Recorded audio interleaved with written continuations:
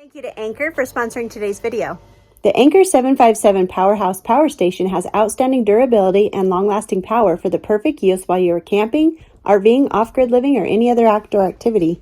The premium LFP batteries will remain in a healthy state even after 3,000 complete charge cycles, with 6 times longer battery lifespan than the industry average. It has dual grip design for easier carrying and automotive-grade aluminum frame for extra durability. It comes with a 5-year guarantee for peace of mind, and it will outlast the warranty of your other electronic devices. You can recharge from 0% to 80% in just 1 hour with the bidirectional inverter technology with 92% charging conversion rate. Home appliances that can be charged include portable fridges, fans, coffee makers, microwaves, and more.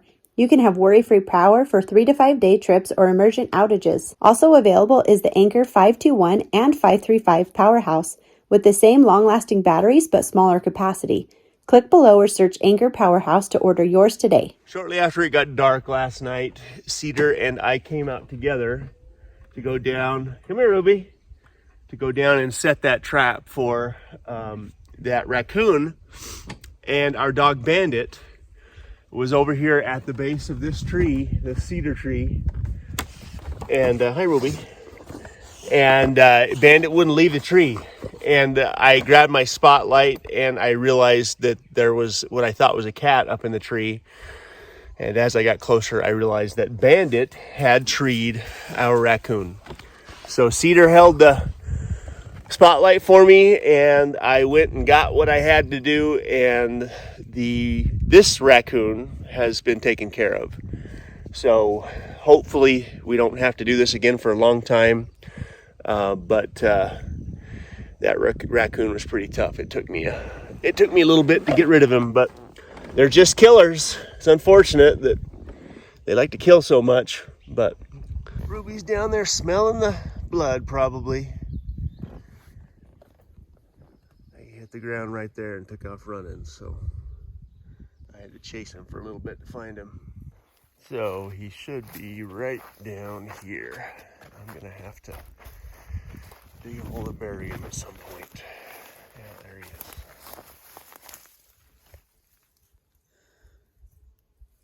he is. Let's check on the girls. Everybody good? Everybody want out? 1, 2.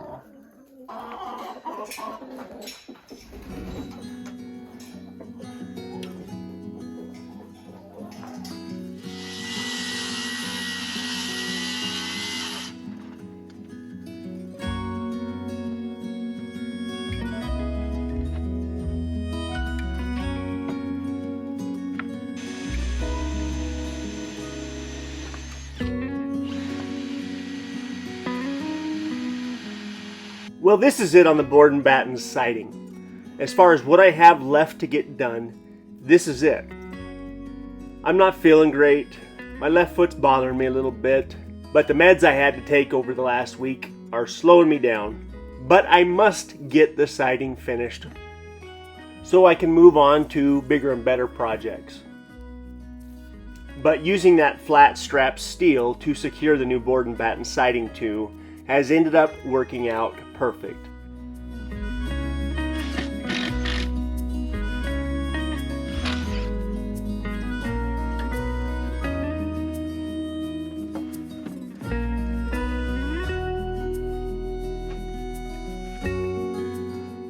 Once the board and batten siding is completely finished, I will go over the entire house looking for any siding repairs that are required before the stain can go up. But before I stain the house, I need to get the solar panels relocated on the roof. I want some of this wood, especially on this side of the house, to sit and get exposed to the sun before I apply the new stain. We've got quite a few different colors around here, and hopefully the stain takes care of that problem.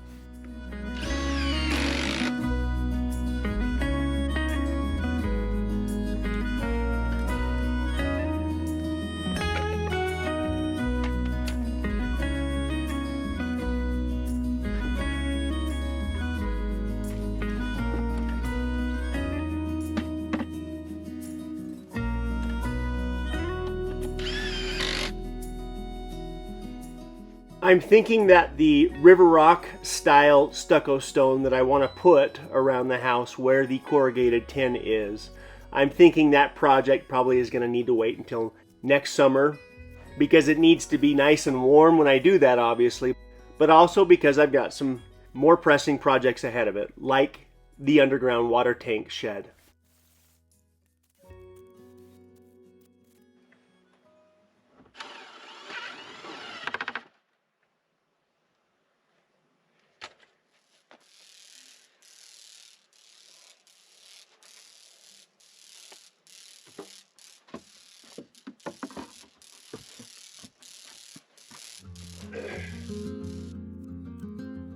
At this moment, we have about 5,000 gallons of water stored in two separate poly tanks.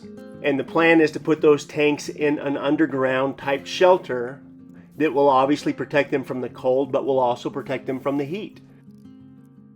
For the last couple of years, our second tank has been in direct sunlight, and that is the fastest way to ruin a poly tank. But while I'm digging out and building the shed, I think I want to add one more tank to the mix.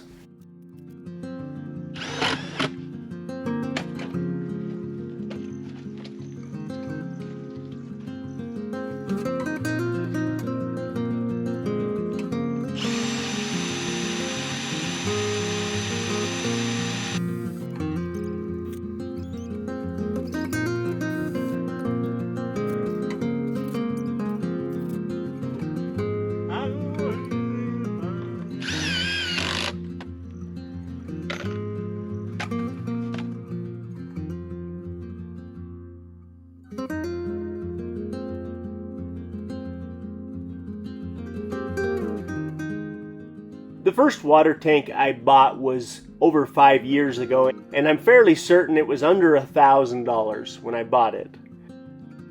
The second tank I managed to find used about 3 years ago, and I only gave $800 for that tank.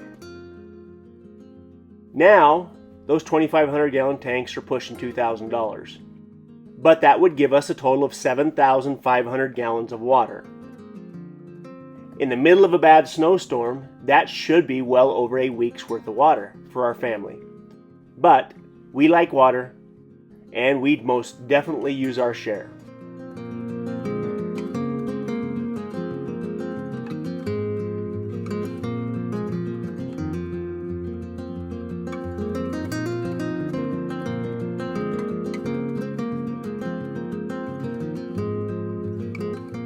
But now that we have the land next to us, we will most certainly need water over there for different projects.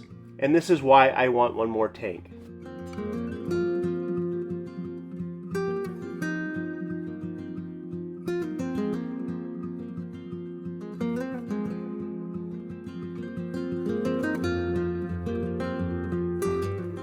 Years ago, when Cedar and I still had our plumbing company, we would travel all over the White Mountains doing work. But one of my favorite places to work was my sister-in-law's grandparents' ranch. My sister-in-law's grandpa spent a good chunk of time working on a beautiful ranch in the White Mountains of Arizona, and I just happened to be the plumber that got to do a lot of the maintenance around that place.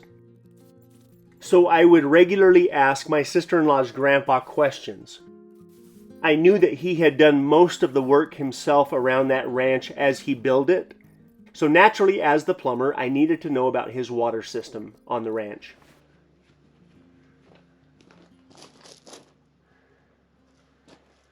"10 years or more."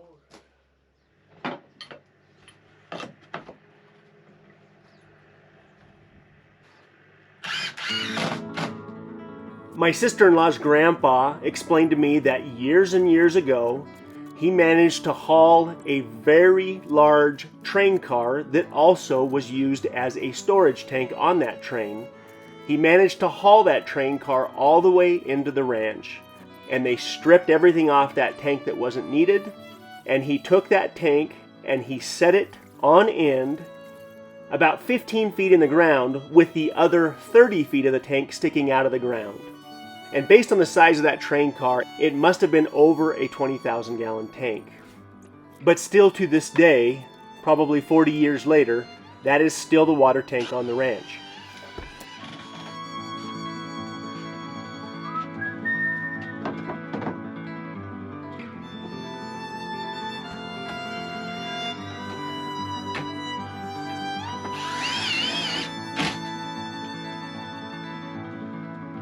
quality of life has brought me down.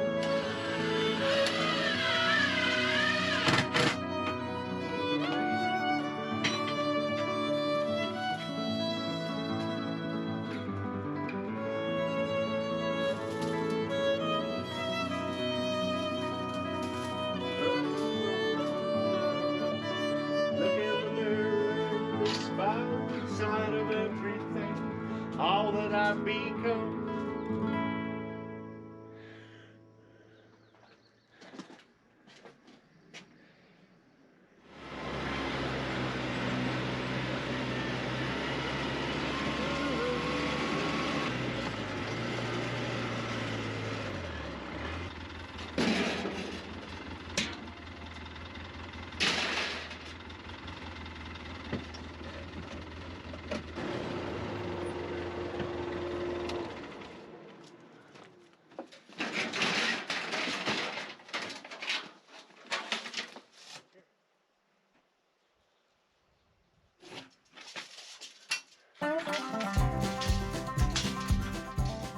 When I realized that the water tank on that ranch was at one time a tank car from a train that was used to haul peroxide, but what I realized was a little bit of out-of-the-box thinking went a very, very long way in that case.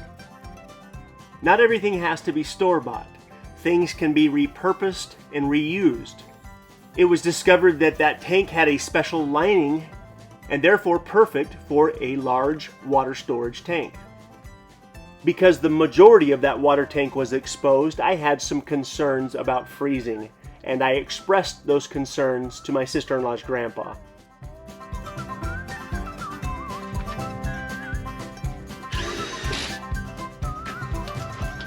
Is this supposed to be spice? Are you ready for lunch? Because I gotta leave you a little bit, so. Now, this ranch was located in the coldest parts of Arizona, and my sister-in-law's grandpa would explain to me that when the water tank was full, that the top couple of feet would in fact freeze, and then the water would drain down as they would use it, and occasionally you could hear those very large pieces of ice fall from the top down to the rest of the water, but the ice never did any damage to the tank.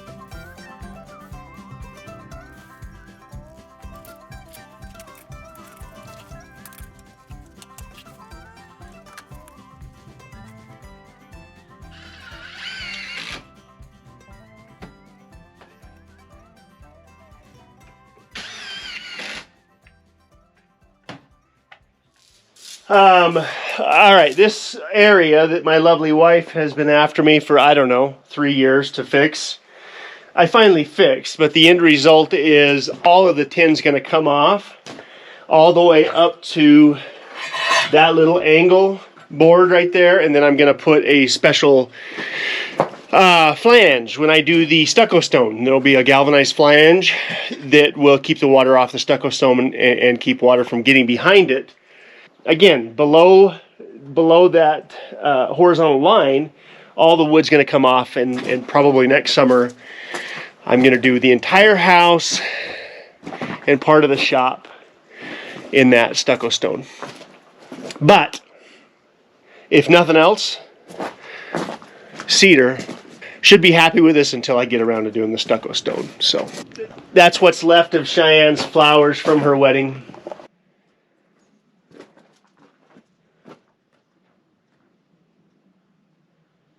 Now to get all the batten strips on this side, and what I have decided to do is literally take it one side at a time, and I'm not moving on until it's completely done. So now that this front is done, I'm going to finish this side, and then I'm going to work my way around the rest of the house. And if I time this right, I should be in the shade during the hottest part of the day on the front porch. So I got to hurry up and get this done.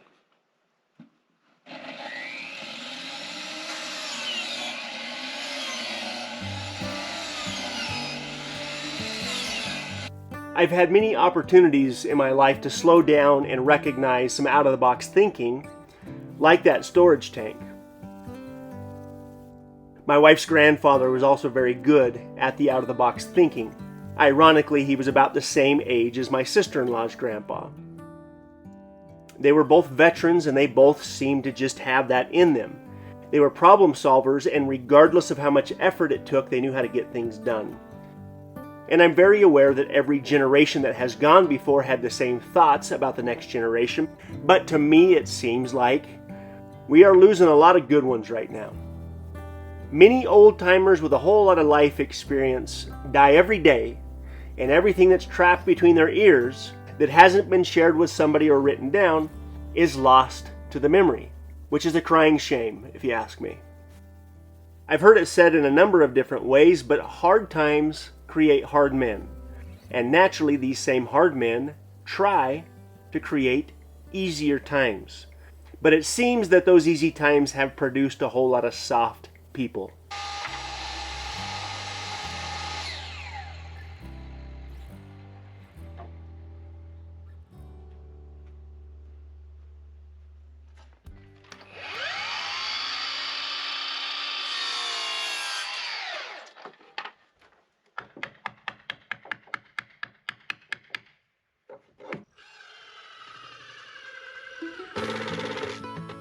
It has been too good for too long, and we in this culture that I came up in are not accustomed to suffering in any way, shape, or form.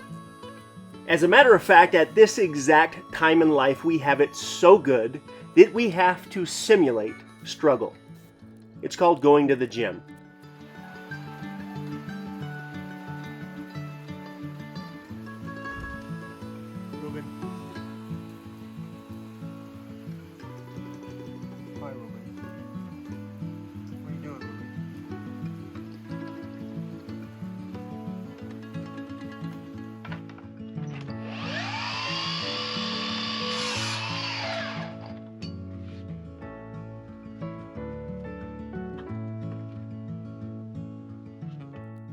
I think I had a gym membership one time when I was about 18, and I think I actually went twice. But if I recall correctly, a really hot girl had a membership to the same gym, who is now the mother of my children. I spent more time out in the parking lot of that gym waiting for that hot girl to leave and go to her car so I could talk with her. So one might say that the gym membership came in handy. But I have found that living this lifestyle that demands a certain amount of health and fitness works better for me. But I can also tell that I am old enough that maintenance is also important, because I don't want to fall apart any more than I have already. So rather than taking time to go to town to find a gym to go to, I will make an effort to hike around more, as this is one of my favorite things to do.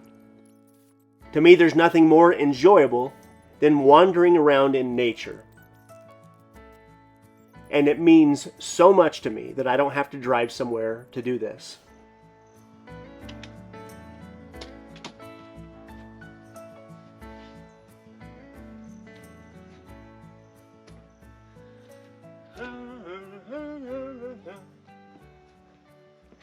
Because that rain came in, I am going to stop working on the siding for just a little bit and mow the yard, because that rain knocks the dust down in a big way, and I'm not crazy about the dust. So I'm going to quickly mow the yard with my new mower.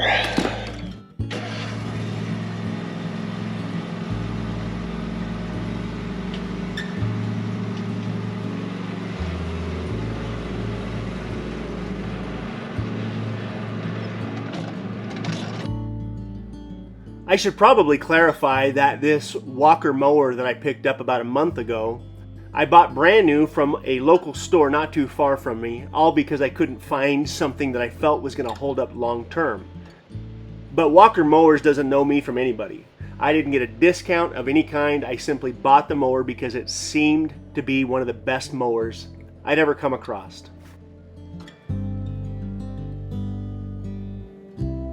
It used to take me about an hour to mow this little pasture for the goats here. With my new mower, I can tell I'm doing it much faster, so I'm gonna do it as fast as I safely can and see if it is in fact any quicker.